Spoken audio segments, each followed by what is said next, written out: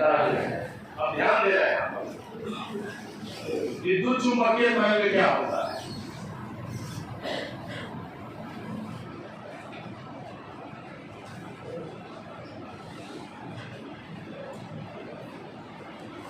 विद्युत चुंबकीय तरंग, हालांकि इसके बारे में आपको हायर क्लास में ज्यादा डिटेल में पढ़ना है, अपने को अभी फिलहाल केवल डिफिनीशन ही जानना है। यस और नो? ठीक है, ध्यान दीजिएगा। अंग्रेजी में इसको बोलते हैं इलेक्ट्रोमैग्नेटिक वेव। यस, देखिए यहाँ नाम से ही क्लियर है, यहाँ पर दो वर्ड आया है, एक आया है विद्युत और दूसरा आया है चुंबकीय। यस और नो? यानी ये नाम कहीं ना कहीं विद्युत और चुंबक के बीच कहीं ना कहीं कनेक्शन डालता है, कहीं ना कहीं जोड़ता है एक दूसरे को। यस और नो? ठीक है, तो विद्युत चुंबकीय तरंग क्या है इसको समझिए। वैसा तरंग जिसमें विद्युतीय क्षेत्र और चुंबकीय क्षेत्र, ध्यान देना, कौन सा तरंग? वैसा तरंग जिसमें विद्युतीय क्षेत्र और चुंबकीय क्षेत्र एक दूसरे पर लंबवत दोलन करता है, उसे क्या बोलते हैं? विद्युत चुंबकीय तरंग बोलते हैं। ध्यान देना, ये क्या है? मान लिया विद्युतीय क्षेत्र और ये क्या है?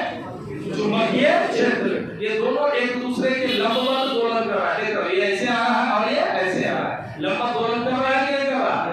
इसको क्या बोलते हैं हम? विद्युत चुंबकीय तरंग। जैसा अब यहाँ पर है विद्युतीय क्षेत्र किसको बोलेंगे?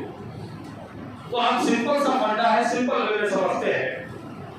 क्या आप जानते हैं कि ये प्लस चार्ज है, ये चार्ज कितने तरह के होते हैं? दो तरह के। आवेश कितने तरह के होते हैं? दो तरह के, पॉजिटिव और नेगेटिव। 9th क्लास में आप पढ़े होंगे पॉजिटिव चार्ज कब आता है? जब कोई चीज इलेक्ट्रॉन को छोड़ता है तो उस पर कौन सा चार्ज आ जाता है? Positive charge. और जब कोई चीज इलेक्ट्रॉन को क्या करता है? लेता है, तो उस पर कौन सा आवेश आ जाता है? नेगेटिव। यह सिंपल फंडा है। इलेक्ट्रॉन के त्याग से कौन सा चार्ज? Positive charge. और इलेक्ट्रॉन के ग्रहण से नेगेटिव चार्ज। सपोज दैट ये कलम क्या किया? इलेक्ट्रॉन को छोड़ा, तो इस पर कौन सा चार्ज? नेगेटिव। हैं? पॉजिटिव। और अगर ये इलेक्ट्रॉन को लिया, समझ में आ रहा है? कोई कंफ्यूजन? अब ये भी आप जानते हैं कि प्लस और प्लस एक दूसरे को क्या करता है? विकर्षित करता है, फैलता है। और प्लस और माइनस एक दूसरे को यस और नो? Yes sir. तो मान लिया जाए ये प्लस चार्ज है। यस, ठीक है। अब बाय द वे यहां माइनस को लाए, ठीक, तो यहां माइनस को लाए तो आकर्षित कर रहा है, खींच रहा है। Yes sir. थोड़ा और दूर किए, अभी भी आकर्षित कर रहा है। थोड़ा और दूर किए, अभी भी आकर्षित कर रहा है। लेकिन अब यहाँ रखने पर आकर्षित नहीं कर रहा है। इसका मतलब इसका औकात कहाँ तक है? यहाँ तक है। समझ में आया? यस, यानी यहाँ तक के चार्ज को क्या करेगा? आकर्षित या विकर्षित करेगा। तो जहाँ तक ये अपना औकात दिखाता है, जहाँ तक ये अपना प्रभाव दिखाता है, वही इसका क्या हुआ? विद्युतीय क्षेत्र। यानी इसका ये बीच के अंदर, इसके अंदर अगर कोई आवेश रखते हैं तो ये उसको प्रभावित करता है, तो इसका ये क्षेत्र हो गया। इसको क्या बोलते हैं? जैसे मोदी जी का क्षेत्र कौन सा है? पूरा भारत है। नीतीश जी का क्षेत्र कौन सा है? योगी जी का क्षेत्र कौन सा है? यानी कहने का मतलब वो उस क्षेत्र को क्या कर सकते हैं? प्रभावित कर सकते हैं, अपना अधिकार दिखा सकते हैं। यस और नो? ठीक है, तो उनका क्षेत्र हुआ। अभय कुमार का क्षेत्र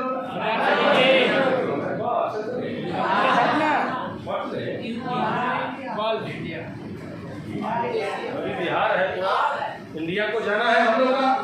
यस, ठीक है। अब विद्युतीय क्षेत्र कौन कौन समझा? पक्का? अब चुंबकीय क्षेत्र समझा देते हैं। चुंबक रखे हुए यहाँ पर, चुंबक में दो पोल होते हैं, नॉर्थ पोल और साउथ पोल। आप जानते हैं नॉर्थ रिपेयर करेगा, नॉर्थ साउथ क्या करेगा?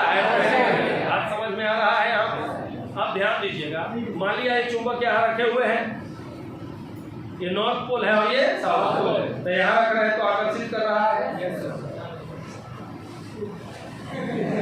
यहाँ रख रहे हैं तो क्या कर रहा है? आकर्षित कर रहा है।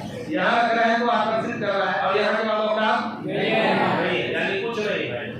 पूछो रख दो, हमरा से पूछ होने वाला नहीं है। तो इसका मतलब इसका क्षेत्र यहाँ तक है, तो ये क्या हो गया इसका चुंबकीय क्षेत्र। खोपड़ी में आया बात, चलो यानी ये तो ऐसे बता दिया, आप समझे ना।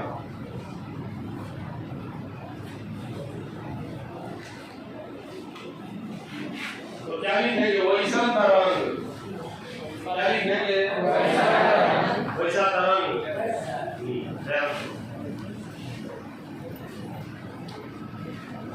अरे बच्चा देखे तो उसको महसूस होगी क्लासरूम में, बनावटी वीडियो शूटिंग नहीं करना है, ये सुनो ठीक है, बनावटी शूटिंग करना है, ओरिजिनल शूटिंग करना है कि बच्चा को लगे कुछ रास्ते में है। इस क्लास में खोपड़ी बोलते हैं, ब्रेन को क्या बोलते हैं, खोपड़ी बोलते हैं, ये सुनो ठीक है। तो इस सब चीज दिमाग में रखना चाहिए, मजा आना चाहिए। क्या लीजिएगा, क्या लिखेंगे बोलिए, वैसा तरंग जिसमें राइट विद्युतीय क्षेत्र एवं चुंबकीय क्षेत्र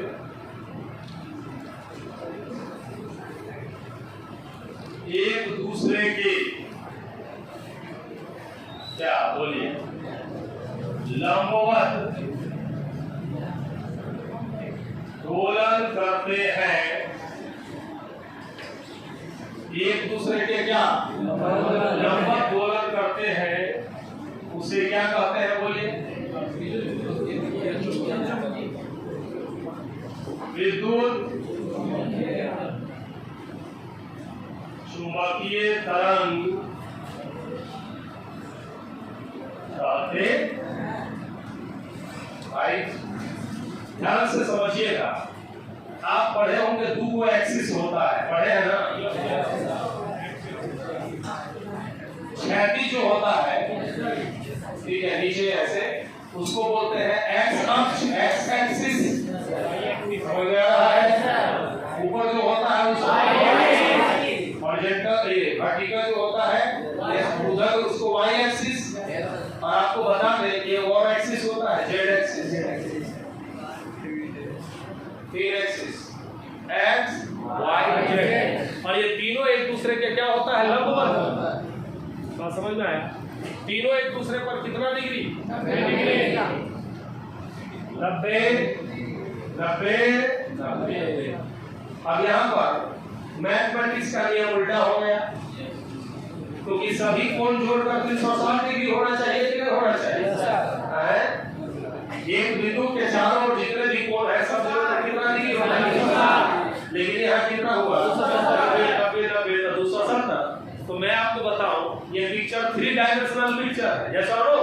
ये कैसे है आपको मैं समझाना चाहूंगा, ध्यान से समझना। ये कौन एक्सिस है बोलो, एक्स, ये वाई। बात समझ में आया, अब समझ में आया कि नहीं आया? तो इस पर कितना डिग्री, ये समझ में बढ़िया से आ रहा है, एक्स वाई जेड। तो इस पर कौन मूव कर रहा है, चुंबकीय क्षेत्र, और ये विद्युतीय क्षेत्र एक दूसरे पर लंबवत दोलन कर रहा है, तो उसको क्या बोलेंगे हम लोग, विद्युत चुंबकीय क्षेत्र। क्या बोलेंगे, विद्युत चुंबकीय।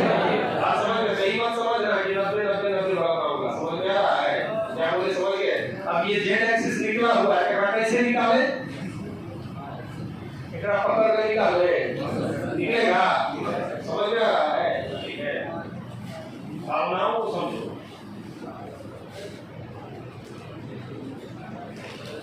राइट, ये है आपका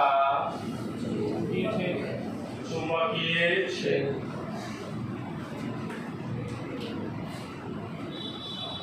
और ये क्या है,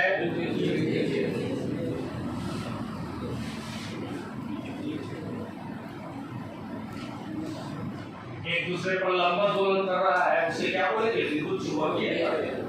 कोई कंफ्यूजन है? अब बात करते हैं, ध्यान दीजिएगा सारे बच्चे,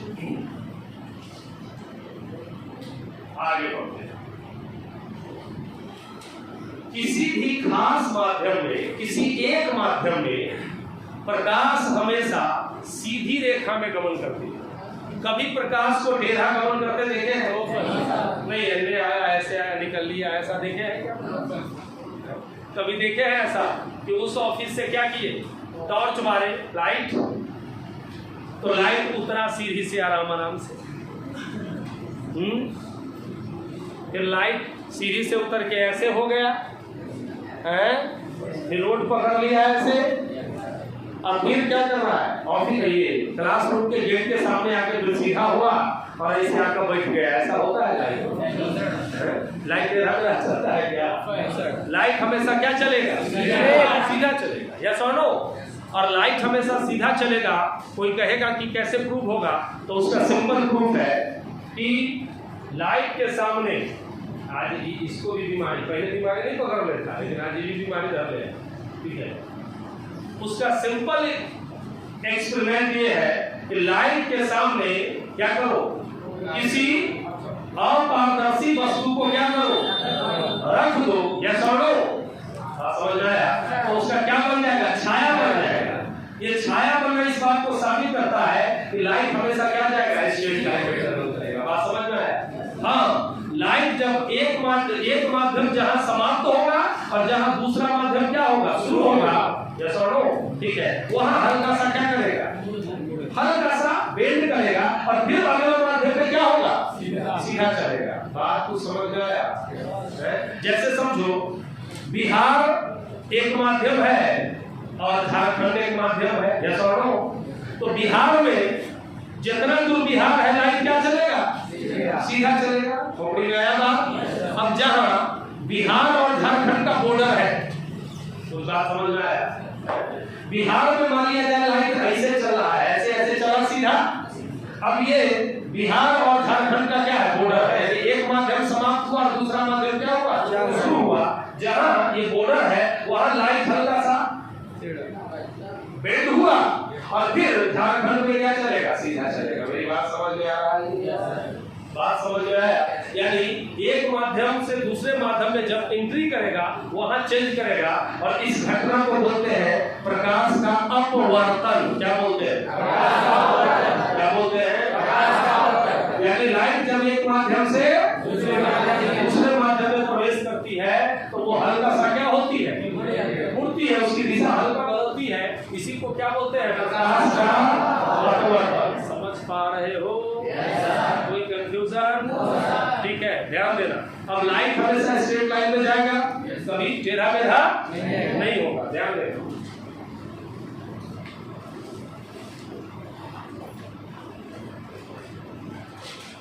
किसी खास माध्यम में प्रकाश हमेशा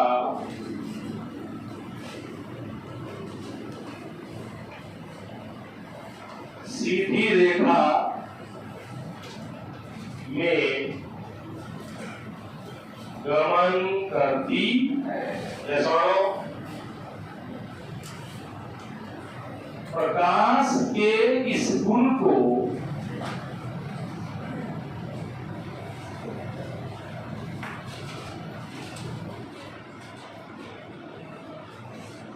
प्रकाश का एक रैखीय या एक रैखिक गमन, इंग्लिश में रेक्टिलिनियर प्रोपेगेशन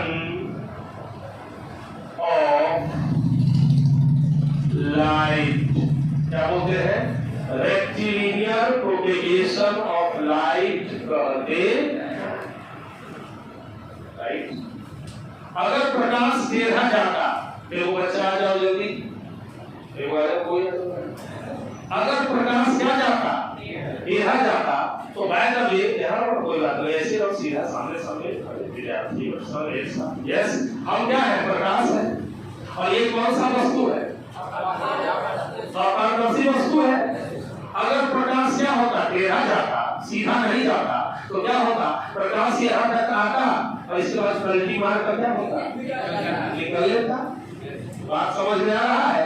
लेकिन क्या होता है, प्रकाश आया और टकराया इससे, यस और नो, ठीक है, इसका क्या बन गया, छाया बन गया, यस और नो। ये छाया बनना क्या साबित करता है कि हम तेरा हो ही नहीं सकते हैं। हम जब जाएंगे तो क्या करेंगे, सीधा जाएंगे, मेरे सामने जो आएगा, जो भी अपारदर्शी वस्तु आएगा उसका छाया बनेगा। अगर वो टेढ़ा हो सकता था, पलटी मार कर निकल लेता, छाया बनता।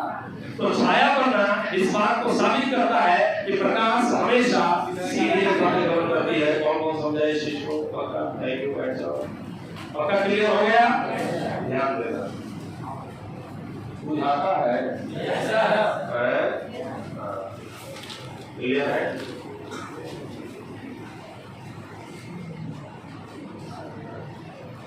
प्रकाश के पथ में, यस, किसी अपारदर्शी वस्तु को रखने पर, प्रकाश के पथ में किसी अपारदर्शी वस्तु को क्या करने पर, रखने पर उसकी क्या बनती है, बोलिए, छाया। छाया को बोलते हैं शैडो, यस और नो।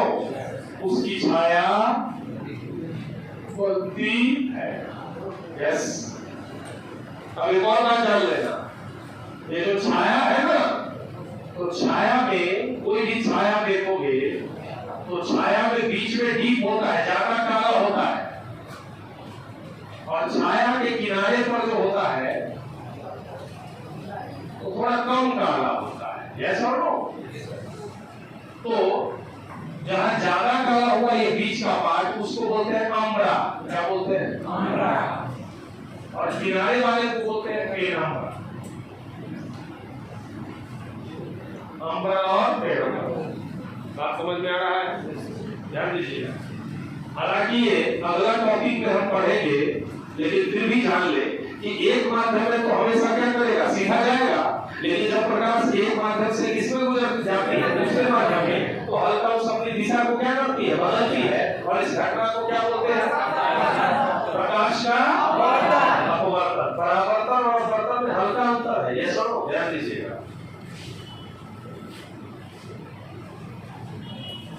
जब प्रकाश एक माध्यम से दूसरे माध्यम में क्या करती है,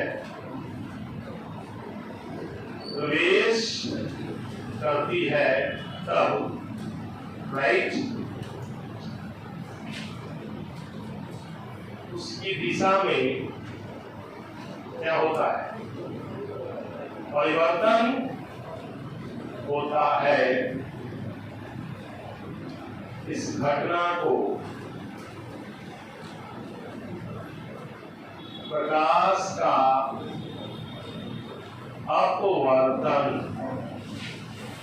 इंग्लिश में रिफ्रैक्शन, वो है रिफ्लेक्शन, और ये क्या है, रिफ्रैक्शन। हिंदी में भी मिलता है और अंग्रेजी में भी मिलता है ना। रिफ्रैक्शन ऑफ लाइट कहते हैं, ठीक है।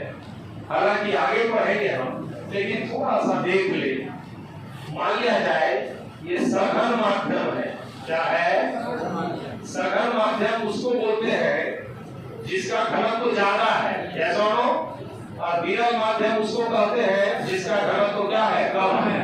मान लिया जाए सघन माध्यम में जल हो गया, क्या सघन माध्यम, और वायु क्या हुआ, नहीं, आपको लग रहा है कि वायु क्या है, वायु की डेंसिटी कम है, गैस है, और जल क्या है, लिक्विड है, तो उसकी डेंसिटी क्या है, ज्यादा है। तो जैसे मान लिया जाए सघन माध्यम से किसमें गया, विरल माध्यम में, यानी जल से किसमें गया, वायु में। तो सीखिए जरा सा, ऐसे आया, राइट, तो समझ में आ रहा है कि नहीं, ठीक है, ऐसे आया, थोड़ा सा और ऐसे कर लीजिए, सघन से विरल है, ऐसा करके उल्टा करके विरल से सरल ले लेते हैं।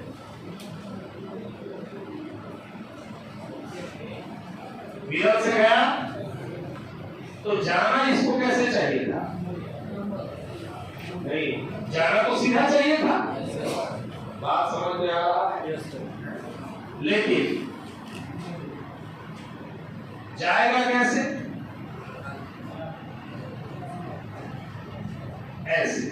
मतलब कुछ समझ में आया? हम क्या बोले, तुरंत समझाते हैं। ऐसे गया तो अगर सीधा जाता तो सीधा चल जाता, ऐसे जाता कि नहीं जाता? लेकिन हम देख रहे हैं जहां ये माध्यम खत्म हुआ और दूसरा चालू हुआ, जाना इसको ऐसे चाहिए था, इस दिशा में हल्का सा बेंड हो गया कि नहीं हो गया? और फिर क्या हो रहा है? इसी दिशा में कब तक चलेगा? जब तक क्या रहेगा?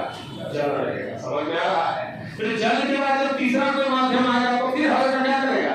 चेंज होगा और फिर उस माध्यम में क्या चलेगा? सीधा चलेगा। मेरी बात समझ में आई? नहीं समझ में आ गया? समझ में? ठीक है। अगर सघन से ऐसे आता राइट, तो जाना इसको ऐसे चाहिए था, लेकिन हल्का सा क्या होगा? मुड़ जाएगा। बात समझ में आया? ठीक है ना?